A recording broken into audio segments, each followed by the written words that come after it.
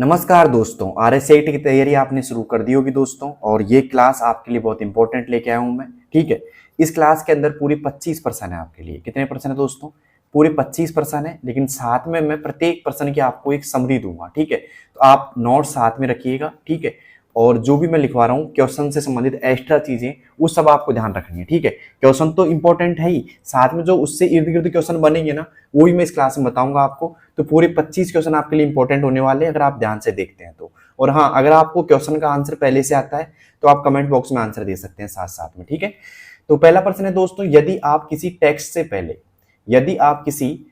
से पहले किए गए सभी फॉर्मेटिंग को हटाना चाहते हैं तो किस विकल्प का उपयोग करेंगे? मान लेते हैं कि आपने कोई टेक्स्ट लिया, जैसे आपने कुछ भी लिखा और उस टेक्स्ट के ऊपर बहुत सारी आपने फॉर्मेटिंग लगा दी। जैसे मान लो आपने लिखा यहाँ पे कंप्यूटर लिखा दोस्तों। क्या लिखा दोस्तों? कंप्यूटर आपने लिखा यहाँ पे, और कंप्यूटर को आपने बोल्ड भी कर दिया, इटैलिक भी कर दिया, अंडरलाइन भी कर दिया मान लो। अब आप ये सारी फॉर्मेटिंग को एक साथ में रिमूव करना चाहते हैं। क्या करना चाहते हैं दोस्तों? रिमूव करना चाहते हैं एक साथ में। तो किसका उपयोग करेंगे? आप क्लियर फॉर्मेटिंग का करेंगे, फॉर्मेट पेंटर का करेंगे, या पेज सेटअप का करेंगे, या स्टाइल्स का करेंगे? बताइए दोस्तों, अगर आपने एमएस वर्ड पढ़ रखा है या एक्सेल पढ़ रखा है तो आप सभी को पता होगा दोस्तों इस क्वेश्चन का आंसर। ठीक है दोस्तों, अगर आपको सभी फॉर्मेटिंग को एक साथ हटाना है तो आपको यूज करना होगा दोस्तों क्लियर ऑल फॉर्मेटिंग का या क्लियर फॉर्मेटिंग का। ठीक है, इसके द्वारा आप एक साथ में सारी फॉर्मेटिंग को रिमूव कर सकते हैं, हटा सकते हैं। ठीक है, अब बात आती है दोस्तों फॉर्मेट पेंटर क्या काम करता है। फिर आप लोगों को पता है क्या फॉर्मेट पेंटर क्या काम करता है? तो मैं कुछ फॉर्मेट पेंटर के बारे में आपको बता देता हूं। ठीक है, याद रखना क्योंकि हो सकता है यहां से भी क्वेश्चन बन जाए। ठीक है, तो हम बात करते हैं दोस्तों फॉर्मेट पेंटर की। किसकी बात करते हैं दोस्तों? फॉर्मेट पेंटर की बात करते हैं यहां से। अब फॉर्मेट पेंटर की बात की जाए दोस्तों, तो देखिए सबसे इंपॉर्टेंट बात यह है कि काम क्या आता है ये दोस्तों। ये क्या करता है? ये एक ऐसा टूल है, मैं लिख देता हूं यहां पे अच्छे से। एक ऐसा टूल है, ऐसा टूल या विकल्प है, मान लीजिए आप, टूल है जो एक टेक्स्ट की फॉर्मेटिंग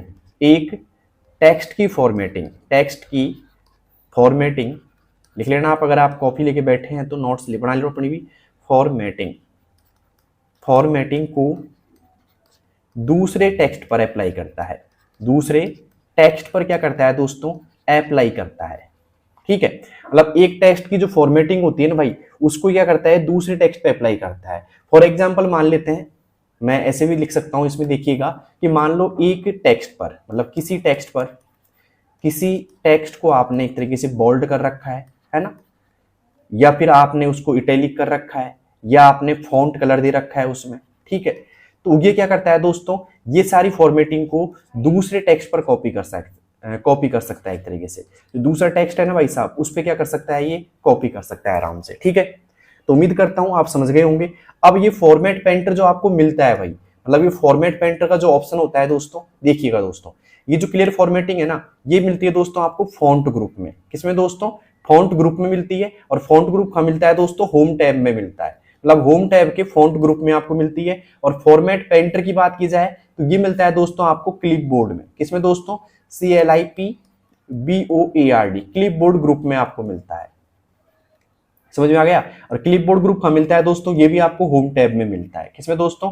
होम टैब में क्लिपबोर्ड ग्रुप होता है, उसके अंदर आपको फॉर्मेट पेंटर का ऑप्शन मिलेगा दोस्तों। ठीक है, क्या काम करता है? एक टेक्स्ट की फॉर्मेटिंग को दूसरे टेक्स्ट पर अप्लाई करता है। लेकिन सभी टेक्स्टों की फॉर्मेटिंग एक साथ हटाने के लिए क्या काम लेते हैं दोस्तों? क्लियर फॉर्मेटिंग लेते हैं। उम्मीद है क्वेश्चन आपको अच्छे से समझ में आ गया होगा और अच्छे से आपने इसको रीड कर लिया होगा। ठीक है, तो किस किस को ये क्वेश्चन समझ में आया? क्लास आगे भी इंपॉर्टेंट होने वाली दोस्तों, तो सभी दोस्तों के पास इस क्लास को शेयर कर सकते हैं। ठीक है, अब चलते हैं दोस्तों आज के दूसरे प्रश्न की ओर। ठीक है, दूसरा प्रश्न है कि एमएस एक्सेल में जो वर्कबुक होती है वास्तव में किसका कलेक्शन होता है? इसमें जो एमएस वर्ड में वर्कबुक होती है वास्तव में किसका कलेक्शन होता है?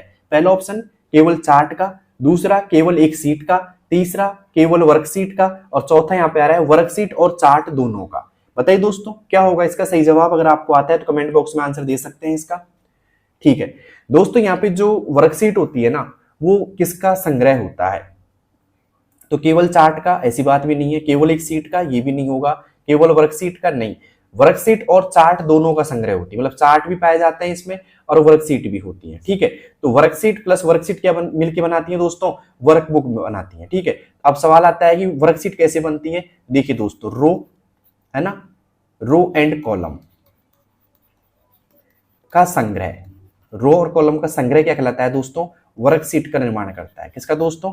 वर्कशीट का निर्माण करता है। और वर्कशीट प्लस वर्कशीट मतलब वर्कशीट प्लस वर्कशीट क्या बनाती है? एक तरीके से ग्रुप ऑफ वर्कशीट बोल सकते हैं हम। ये बनाती है दोस्तों आपके वर्क बुक बनाती है। क्या बनाती है दोस्तों? वर्क बुक बनाती है। क्लियर है तक का? अब बात ये आती है कि भाई एक वर्कशीट के अंदर जो रो और कॉलम होते हैं उनकी संख्या कितनी होती है। ये क्वेश्चन बार बार आपसे पूछ लिया गया है, पिछले कई एग्जाम में पूछा था कि जो आपके रो होती हैं, मैं लिख देता हूं यहाँ पे, उम्मीद है इसका आंसर आपको पता लग गया होगा। डी ऑप्शन आएगा, वर्कशीट और चार्ट दोनों का समूह। लेकिन अब बात ये आती है दोस्तों कि एक वर्कशीट के अंदर जो रो होते हैं और जो कॉलम होते हैं उनकी संख्या कितनी होती है? किस किस को पता है भाई? जल्दी से बताओ कमेंट बॉक्स के अंदर। एक वर्कशीट के अंदर रो और कॉलमों की संख्या कितनी होती है? दोस्तों एक वर्कशीट के अंदर जो रो होती है वो होती है 10,48,576 होती है। कितनी होती है दोस्तों? 10,48,576 होती है। और जो कॉलमों की संख्या होती है ना भाई, वो होती है 16,384। कितनी होती है दोस्तों? 16,384। अब यहाँ पे जो रो को पहचानते हैं ना भाई, वो पहचानते हैं नंबर में। किस में पहचानते हैं दोस्तों?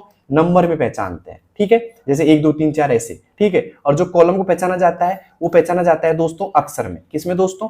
अक्षर में। जो कॉलम का नाम होता है ना वो ए से चालू होता है और XFD पे खत्म होता है। मतलब अंतिम कॉलम का नाम क्या है भाई साहब? XFD होता है। मतलब पहले कॉलम का नाम है ए और अंतिम कॉलम का नाम होता है दोस्तों XFD। तो किस किस को समझ में आया भाई? अंतिम कॉलम का नाम क्या होता है? XFD। सवाल आएगा कि एक वर्कशीट के आखिरी कॉलम का नाम क्या होता है? XFD। पहले का नाम क्या होता है? ए। और ये पहचानी किसमें जाती है दोस्तों? अक्षरों में। ठीक है, और जो रो पहचानी जाती है वो पहचानी जाती है दोस्तों नंबर्स में पहचानी जाती है। टोटल संख्या कितनी होती है? 10,48,576। उम्मीद करता हूं दूसरा प्रश्न भी आपको अच्छे से समझ में आ गया होगा। ठीक है, अब चलते हैं दोस्तों आज के तीसरे प्रश्न की ओर। तीसरा प्रश्न है दोस्तों, ध्यान से देखिएगा। नेम बॉक्स का उपयोग MS एक्सेल में किस जानकारी को दिखाने के लिए किया जाता है? जो यहाँ पे नेम बॉक्स होता है ना भाई साहब, उसका जो उपयोग होता है एक्सेल में किस जानकारी को दिखाने के लिए किया जाता है? फॉर्मूला बार की जानकारी को, वर्तमान एक्टिव सेल की लोकेशन, स्टेटस बार की स्थिति, या मेन्यू बार की विकल्प? क्या होगा दोस्तों इसका सही जवाब? कमेंट बॉक्स में दीजिएगा जल्दी से। तो MS एक्सेल में जो नेम बॉक्स होता है ना भाई साहब, वो नेम बॉक्स करता है दोस्तों वर्तमान जो एक्टिव सेल होती है उसकी लोकेशन को दिखाता है। वर्तमान एक्टिव सेल की लोकेशन को दिखाता है दोस्तों कौन? Name box. ठीक है, तो उम्मीद करता हूं ये भी आपको समझ में आ गया होगा कि नेम बॉक्स क्या शो करता है भाई साहब? वर्तमान एक्टिव सेल की लोकेशन। क्लियर है तक का? मतलब लोकेशन या बोल दे नाम, नाम को भी दिखा सकता है। ठीक है, अब बात करें यहाँ पे जो सेल होती है, सेल किससे मिलकर बनी होती है दोस्तों? सेल मिलकर बनी होती है दोस्तों रो और कॉलम से। रो और कॉलम से जो बॉक्स बनता है ना मिल करके, जैसे मान लो ये आपका एक, मैं समझा देता हूं अच्छे से इसको थोड़ा सा। जैसे मान लो ये आपका एक तरीके से कॉलम हो गया, ये रो जा रही है यहाँ पे। अब इन दोनों से जो ये बॉक्स बना है ना भाई साहब, यहाँ पे ये जो बॉक्स बना है ना इस जगह पे, ये वाला बॉक्स, इस बॉक्स को हम क्या बोलेंगे? सेल। और इसका नाम कैसे होता है? जैसे एक सेल का नाम A1 है या मान लो B5 है, तो यहाँ पे क्या क्या होता है दोस्तों? ध्यान से देखिएगा। जो ये नाम बनता है वो बनता है कॉलम और रो से। यहाँ पे ए तो क्या है दोस्तों? कॉलम का नाम है आपके। ठीक है, और बी जो है दोस्तों ये भी कॉलम का नाम है, लेकिन जो 1 है ना ये रो का नाम है। ठीक है, इसमें बात करें बी क्या है? कॉलम का नाम है, और 5 क्या है दोस्तों? रो का नाम है। क्लियर यहाँ तक का? पहले यहाँ पे कॉलम का नाम आता है, बाद में किसका नाम आता है दोस्तों? रो का नाम आता है। ठीक है, तो उम्मीद करता हूं ये भी आपको अच्छे से समझ में आ गया होगा कि सेल कैसी बनती है, और नेम बॉक्स के अंदर आपको क्या दिखाई देता है? एक्टिव सेल का नाम या लोकेशन दिखाई देता है। ठीक है, तो उम्मीद करता हूं तीसरा प्रश्न भी आपका सही हो गया होगा। ठीक है, अब चलते हैं दोस्तों आज के चौथे प्रश्न की ओर। बड़ा इंपॉर्टेंट क्वेश्चन है चौथा, ध्यान रखना, इंपॉर्टेंट बोल सकते हैं, यहां से कई बार क्वेश्चन बन जाता है कि एक्सेल 2007, एक्सेल 2019 आदि में प्रयुक्त फाइल एक्सटेंशन क्या है? ठीक है, तो बताओ दोस्तों क्या है? एक्सटेंशन मतलब होता है फाइल का जानने का प्रकार, है ना? जानने का प्रकार, फाइल को जानने का प्रकार जो होता है ना भाई साहब, जैसे पहचानते हैं आप फाइल को, उसे एक्सटेंशन बोलते हैं। ठीक है, तो यहाँ पे बात की जा रही है एक्सेल 2007 की और एक्सेल 2019 की। तो किससे पहचानेंगे दोस्तों? देखिए एक्सेल एस ये भी है, लेकिन ये 2003 को पहचान सकते हैं इससे। ठीक है, यह आएगा दोस्तों .XLSX। इससे हम 2007 और उसके बाद में जो भी बनी है ना एक्सेल, उसका सबका एक्सटेंशन क्या है दोस्तों? XLSX। ठीक है, ये है। .DOCX होता है दोस्तों MS वर्ड डॉक्यूमेंट का, MS वर्ड डॉक्यूमेंट का होता है दोस्तों, DOCUMENT। और .PPTX होता है दोस्तों MS पावर पॉइंट प्रेजेंटेशन का, पावर पॉइंट प्रेजेंटेशन का होता है। ठीक है, तो उम्मीद करता हूं ये भी आपको समझ में आ गया होगा। ठीक है, मैं कुछ एक्सटेंशन आपको लिखा देता हूं जो आपको याद करनी है।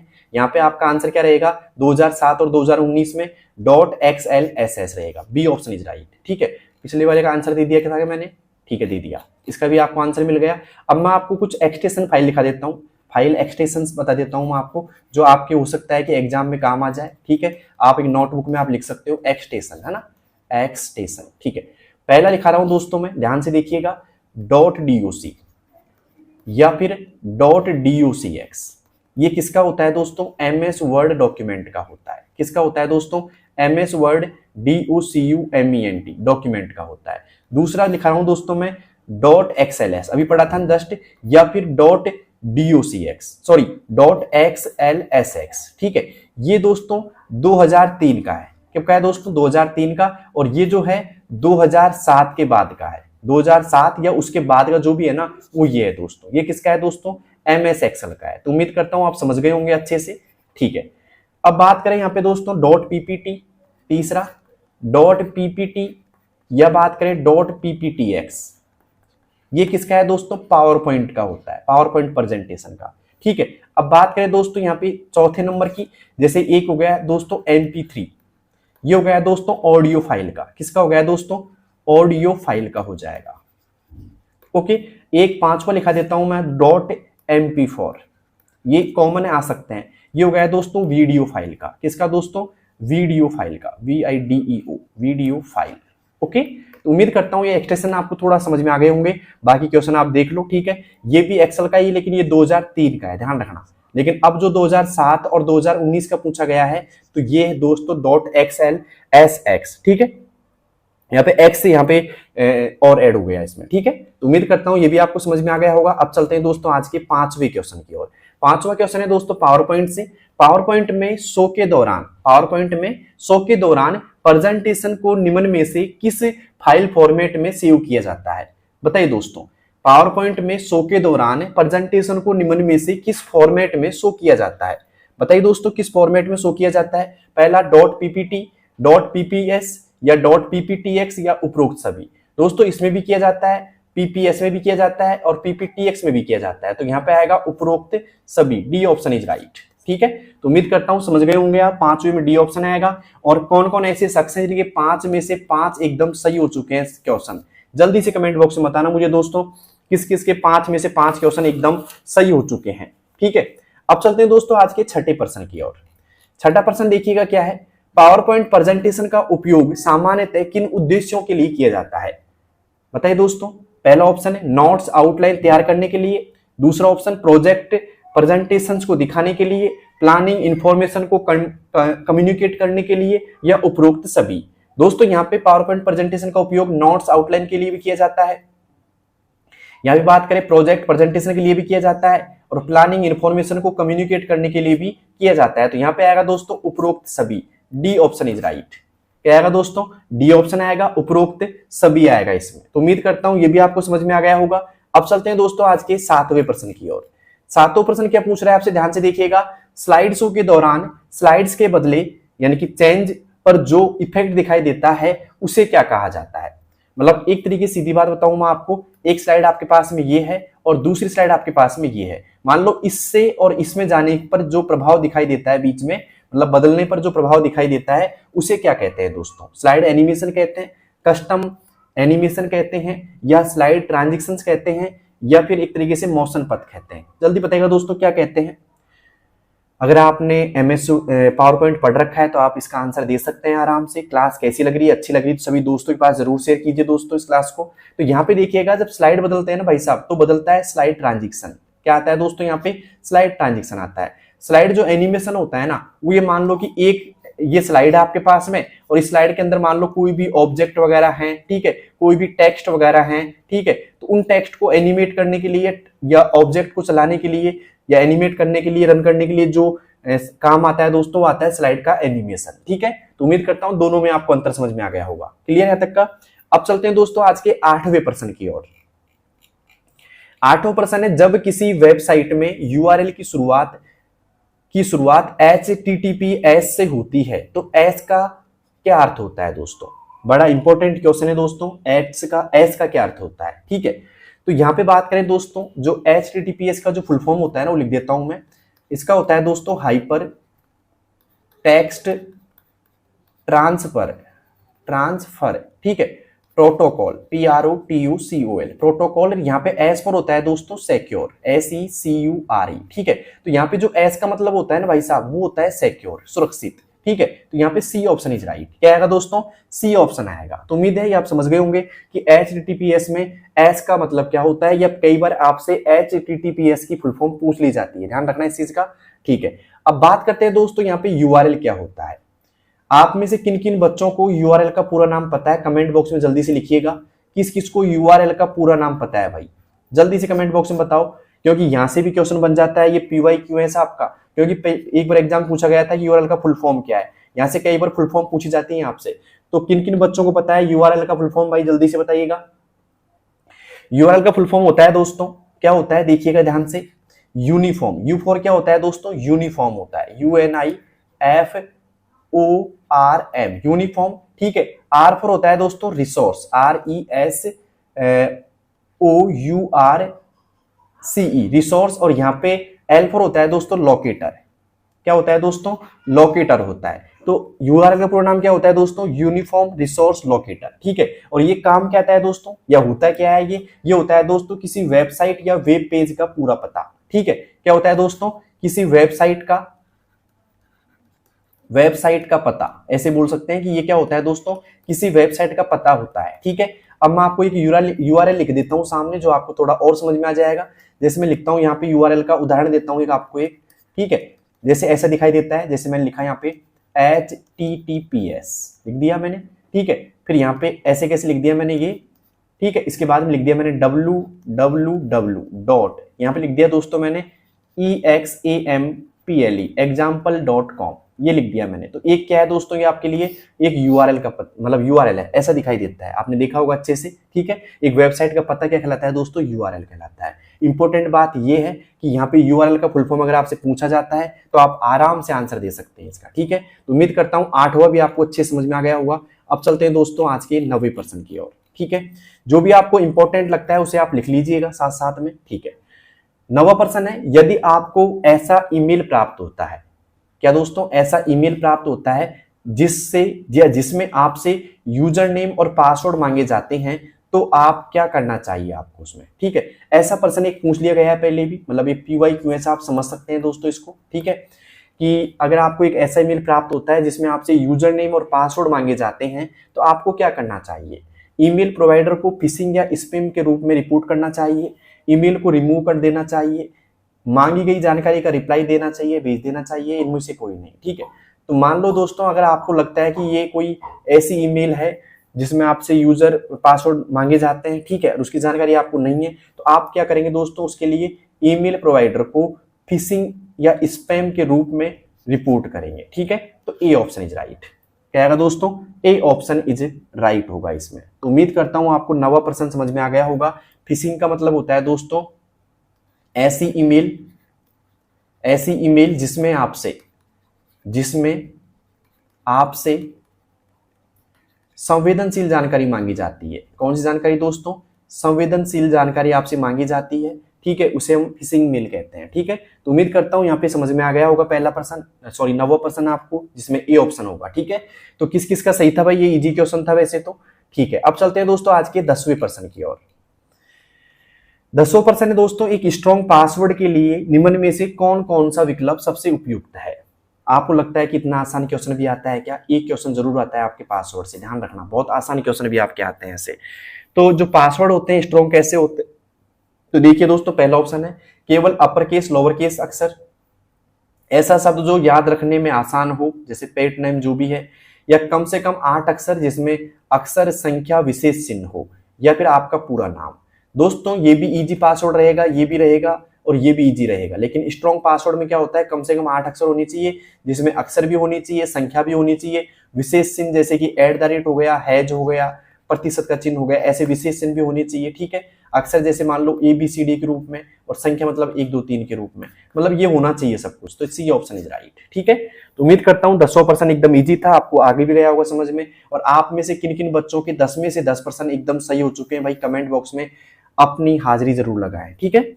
अब चलते हैं दोस्तों आज के 11वें प्रश्न की ओर। 11वां प्रश्न है, गूगल ड्राइव में निम्न में से कौन से फाइल टाइप अपलोड किए जाते हैं? गूगल ड्राइव में निम्न में से कौन से फाइल टाइप अपलोड किए जाते हैं? माइक्रोसॉफ्ट वर्ड फाइल, इमेजेज, है ना, या MP4 वीडियो, या उपरोक्त सभी। ठीक है, पहले मैं आपको बताता हूँ गूगल ड्राइव होती क्या है आखिर। आप में से किन किन बच्चों को पता है गूगल ड्राइव के बारे में भाई?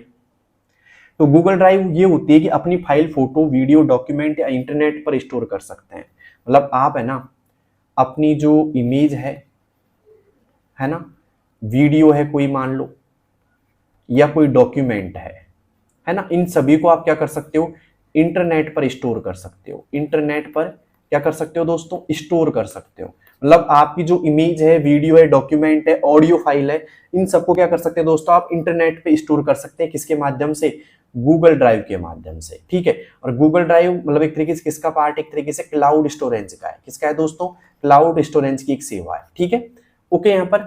ठीक है, अब इसमें दोस्तों आप माइक्रोसॉफ्ट वर्ड फाइल भी कर सकते हो, यहाँ पे मतलब भेज सकते हो। इमेज जैसे जेपीजी, पीएनजी या जीआई फॉर्मेट में भी आप कर सकते हो। MP4 वीडियो भी आप कर सकते हो दोस्तों। तो यहाँ पे आएगा उपरोक्त सभी। क्या आएगा दोस्तों? उपरोक्त सभी आएगा। क्लियर यहाँ तक का? ओके, तो उपरोक्त सभी आएगा। और गूगल ड्राइव में आप बाय डिफॉल्ट है, मतलब जो गूगल ड्राइव होती है ना भाई साहब आपकी, उसके अंदर बाय डिफॉल्ट आप 15 GB तक ये फ्री रहता है। 15 GB फ्री रहता है एक तरीके से, FREE 15 GB क्या रहता है दोस्तों? ये फ्री स्टोरेज रहता है इसका। ठीक है, तो उम्मीद करता हूं आप समझ गए होंगे। 15 GB से अगर एक्स्ट्रा लेना चाहते हैं यहाँ पे तो फिर उसके पैसे लगते हैं कुछ। ठीक है, अब चलते हैं दोस्तों अगले सवाल की। और अगला सवाल है हमारा यहाँ पे 12वां, गूगल ड्राइव में फाइल शेयर करने की विशेषता क्या है? गूगल ड्राइव में फाइल शेयर करने की विशेषता क्या है? अब पता लग गया गूगल ड्राइव क्या होती है। गूगल ड्राइव एक तरीके से हम अपने डाटा को इंटरनेट पर स्टोर कर सकते हैं इसके द्वारा। ठीक है, और 15 GB तक फ्री रहती है। ठीक है, और क्लाउड स्टोरेज का एक उदाहरण होता है ये। तो यहाँ पे देखो जो शेयर कर सकते हैं क्या विशेषता है? तो बदलावों की कॉपी सेव नहीं की जा सकती है। मल्टीपल यूजर एक साथ काम कर सकते हैं। केवल रीड परमिशन दी जा सकती है। यूजर सिर्फ एक व्यू कर सकता है या व्यू कर सकता है, तो गलत बात है ये भी। केवल परमिशन दी जाती है, गलत बात है। मल्टीपल यूजर एक साथ काम कर सकते हैं इसमें। ठीक है, मतलब आप अपने फोन में आप खोल सकते हैं, दूसरे फोन में भी खोल सकते हैं अगर आपकी ईमेल आईडी है तो। ठीक है, और इसमें मल्टीपल यूजर एक साथ काम कर सकते हैं। मल्टीपल यूजर अपने डाटा को स्टोर कर सकते हैं। ठीक है, तो यहाँ पे आएगा बी ऑप्शन इज राइट। उम्मीद करता हूं ये भी आपको समझ में आ गया होगा। ठीक है, अब चलते हैं दोस्तों आज के 13वें प्रश्न की ओर। भारतीय रेलवे IRCTC के संदर्भ में PNR का पूरा नाम क्या है? बताइए दोस्तों, भारतीय रेलवे यानी कि IRCTC के संदर्भ में PNR का पूरा नाम क्या है? पहला ऑप्शन आ रहा है passenger name record, public name reservation, personal national record, या नन ऑफ द अबव। इनमें से कोई नहीं। क्या आंसर आएगा दोस्तों इसका? तो दोस्तों यहाँ पे IRCTC में जो PNR का पूरा नाम होता है ना, वो होता है दोस्तों यहाँ पे क्या होता है? Passenger name record. क्या होता है दोस्तों? PNR मतलब पैसेंजर नेम रिकॉर्ड होता है। क्लियर यहाँ तक का? ए ऑप्शन इज राइट। अब मैं आपसे पूछूं यहाँ पे IRCTC का पूरा नाम क्या होता है? IRCTC का पूरा नाम क्या होता है? आप में से कौन कौन बच्चे बताएंगे कि IRCTC का पूरा नाम क्या होता है? आ सकता है एग्जाम में आपकी बार इंपॉर्टेंट हो सकता है भाई। तो IRCTC का जो पूरा नाम होता है ना भाई साहब, वो होता है I फॉर क्या होता है भाई साहब? इंडियन। I फॉर क्या होता है दोस्तों? इंडियन होता है। ठीक है, R फॉर होता है रेलवे। ठीक है, I for Indian, R for railway. C for होता है दोस्तों कैटरिंग, CATERING, कैटरिंग, है ना, एंड टूरिज्म। ठीक है, टूरिज्म। और यहाँ पे C फॉर होगा दोस्तों कॉर्पोरेशन, CRO या CORPORATION, कॉर्पोरेशन होगा। ठीक है, तो यहाँ पे IRCTC का पूरा नाम लिख दिया सामने मैंने स्क्रीन पे, आप सभी ने पढ़ लिया होगा, Indian railway catering and tourism corporation. ठीक है, IRCTC का पूरा नाम होता है। ठीक है, और उम्मीद करता हूं आप समझ गए होंगे। ठीक है, और ये जो काम आती है एक तरीके से भारतीय रेलवे की एक ऑनलाइन सेवा है दोस्तों, जिसमें हम टिकट बुकिंग कर सकते हैं। क्या कर सकते हैं दोस्तों? रेलवे टिकट बुक कर सकते हैं, कैंसिल कर सकते हैं और जानकारी प्राप्त कर सकते हैं इसमें। ठीक है, ओके, उम्मीद करता हूं 13वां प्रश्न आपको समझ में आ गया होगा। अब चलते हैं दोस्तों अगले प्रश्न की ओर। अगला प्रश्न है राष्ट्रीय मतदाता सेवा पोर्टल यानी कि NVSP में EPIC का अर्थ क्या है? क्या अर्थ है? पहला option election commission identity card या इलेक्शन फोटो आइडेंटिटी कार्ड, ए और बी दोनों या इनमें से कोई नहीं। क्या होगा दोस्तों इसका सही जवाब? तो इसका सही जवाब होगा दोस्तों election photo identity card. B option is right. क्या होगा दोस्तों? B option is right. ठीक है, तो उम्मीद करता हूं आप यहां पे समझ गए होंगे। ठीक है, और यहां पे अब बात करें, अब एक और पूछ लेता हूं मैं आपसे कि एनवीएसपी का पूरा नाम क्या होता है? एनवीएसपी का पूरा नाम क्या होता है भाई? किस किस बच्चे को पता है एनवीएसपी का पूरा नाम? ठीक है, पूछा जा सकता है। एनवीएसपी का पूरा नाम होता है, एन फॉर होता है दोस्तों नेशनल, NATIONAL नेशनल। ठीक है, वी फॉर होता है दोस्तों वोटर्स। ठीक है, और यहाँ पे एस फॉर होता है दोस्तों सर्विस, SERVICE सर्विस, है ना। और यहाँ पे बात करें दोस्तों पी फॉर होता है दोस्तों पोर्टल। क्या होता है दोस्तों?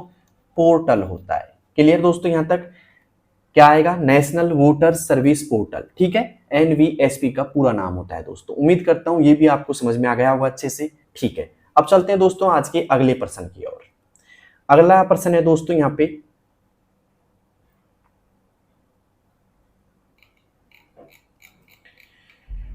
15वां प्रश्न है, IRCTC की SMS सेवा, यानी कि IRCTC की SMS सेवा जो यहाँ पे बात करें किस नंबर पर उपलब्ध होती है? ये क्वेश्चन एक बार आ चुका है दोस्तों, PYQ ऐसा आप मान सकते हो इसको। ठीक है, तो इसकी जो सेवा होती है IRCTC के SMS सेवा, तो ये होती है दोस्तों, हम बात करें 139 क्या होती है दोस्तों? 139 होती है। क्लियर यहाँ तक का? उम्मीद करता हूँ ये भी आपको समझ में आ गया होगा। 139 होती है दोस्तों इसकी सेवा। क्लियर यहाँ तक का? आप कोई भी शिकायत दर्ज करा सकते हैं 139 पे। ओके, अब चलते हैं दोस्तों आज के अगले प्रश्न की ओर। लेकिन मुझे बताइए 15 में से आपके कितने प्रश्न सही हो चुके हैं? किस किस बच्चे के 15 में से 15 प्रश्न एकदम सही हो चुके हैं भाई? कमेंट बॉक्स में बताना सभी। अब चलते हैं आज के 16वें प्रश्न की ओर। 16 प्रश्न है, एसएसओ का पूर्ण रूप क्या है? फुल फॉर्म क्या है एसएसओ की? तो सभी को पता होगा दोस्तों इसका, तो जल्दी से बताइए कमेंट बॉक्स के अंदर किस किस को पता है एसएसओ का पूरा नाम। एकदम इजी क्वेश्चन है भाई, ऐसे प्रश्न भी पूछे जाते हैं। कुछ लोग बता रहे हैं भाई इजी प्रश्न आते हैं क्या? बहुत इजी प्रश्न भी आते हैं कई बार, और उनको भी आप गलत करके आ जाते हो कई बार। ठीक है, तो एसएसओ का पूरा नाम होता है दोस्तों single sign on. A option is right. 16 में क्या आएगा दोस्तों? ए ऑप्शन आएगा। क्लियर यहां तक का? अब चलते हैं दोस्तों आज के 17वें प्रश्न की ओर। 17वां प्रश्न है दोस्तों, जन सूचना पोर्टल के संबंध में निम्न में से कौन सा कथन सही है? मतलब तीनों में से कौन सा कथन सही है भाई? पहला ऑप्शन, योजनाओं का लाभ लेने के लिए आधार प्रमाणीकरण आवश्यक है। दूसरा, पोर्टल का URL जनसूचना rajasthan.gov.in है। या फिर विभिन्न सरकारी योजनाओं की जानकारी एक ही स्थान पर उपलब्ध है, या उपरोक्त सभी। क्या आएगा दोस्तों इसमें सही जवाब? जल्दी से बताइए कमेंट बॉक्स के अंदर आप सभी। तो यहाँ पे जो सही जवाब होगा दोस्तों वो होगा कि भाई योजनाओं का लाभ लेने के लिए आधार प्रमाणीकरण की आवश्यकता होती है, बिल्कुल होती है। पोर्टल का URL जनसूचना.rajasthan.gov.in है, बिल्कुल सही बात है। विभिन्न सरकारी योजनाओं की जानकारी एक ही स्थान पर उपलब्ध होती है, बिल्कुल सही बात है। तो यहाँ पे आएगा दोस्तों उपरोक्त सभी। किस किस बच्चे ने यहाँ पे उपरोक्त सभी किया है? सभी का सही होगा आंसर। ठीक है, अगर क्लास आपको अच्छी लग रही है, समझ में आ रही है, तो सभी उन बच्चों के पास शेयर कर सकते हैं जिनकी RSCIT की एग्जाम है। ठीक है, अब चलते हैं दोस्तों आज के 18वें प्रश्न की ओर। 18वां प्रश्न है दोस्तों, एक विद्यार्थी कीबोर्ड से उत्तर टाइप करता है।